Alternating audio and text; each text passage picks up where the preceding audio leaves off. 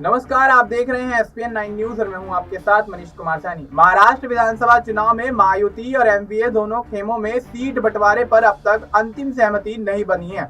इस बीच शिवसेना के प्रमुख और महाराष्ट्र के मुख्यमंत्री एकनाथ शिंदे के दिल्ली दौरे पर शिवसेना यूबीटी के सांसद संजय राउत ने तंज कस दिया है। संजय राउत ने कहा कि एकनाथ शिंदे के पास जो शिवसेना बची है उस शिवसेना का हाईकमान दिल्ली में है, अमित शाह के घर पर।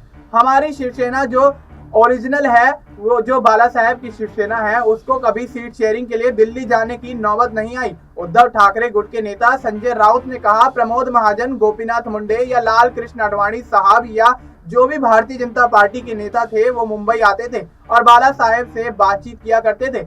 ये जो डुप्लीकेट शिवसेना है, उनके बॉस दिल्ली में बैठते हैं, उनके दरबार में ही जाना पड़ेगा, 3-3, 4-4 दिन बैठना पड़ेगा, उठक बैठक करना पड़ेगा, तो वो करना ही पड़ेगा। उन्होंने आगे कहा कि वो ओरिजिनल पार्टी नहीं है, ये तो नॉन बायोलॉजिकल शिवसेना है, जो जन्म देता है उनके साथ रहना पड़ता है। अमित शाह ने नॉन बायोलॉजिकल शिवसेना को जन्म दिया है, मुर्गी भी उनकी और अंडा भी उन्हीं का। आपको बता दें कि एकनाथ शिंदे की शिवसेना महायुति में शामिल है।